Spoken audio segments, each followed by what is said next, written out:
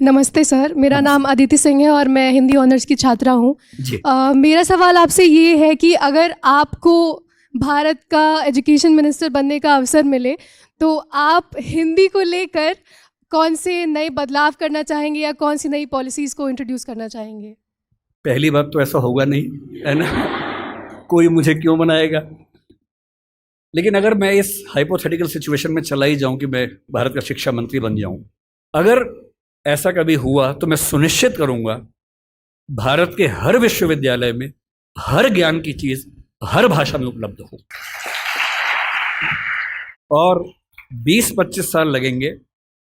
जिस दिन हिंदी, मराठी, तमिल बच्चों को समझ में आ गया कि उनकी भाषाओं में भविष्य है, वो अपनी भाषाओं में पढ़ के आग लगा देंगे।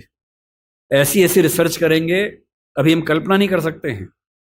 और जिस दिन सारी भाषाओं में आत्मसम्मान का भाव आ गया, रिसर्च होने लगी, पढ़ाई होने लगी, उसके बाद आप देखिए फिर क्या होता है। क्यों आपको उच्च अध्ययन के लिए केवल JNU या अशोका समझ में आता है जहां अंग्रेजी में ही चीजें मिल पाती हैं?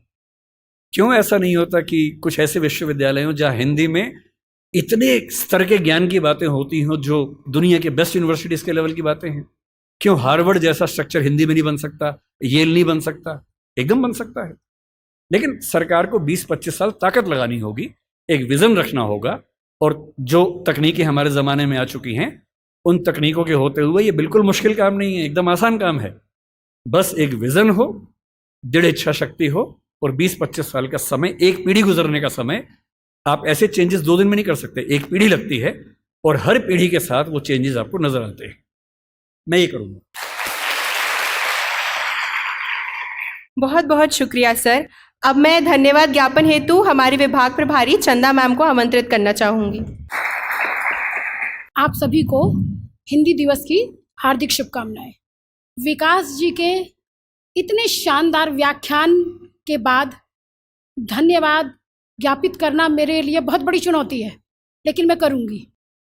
विकास जी, आपने इतनी लंबी यात्रा कराई है कि मुझे समझ नहीं आ रहा कि किस सूत्र को पकड़ूं और किसको छोड़ूं।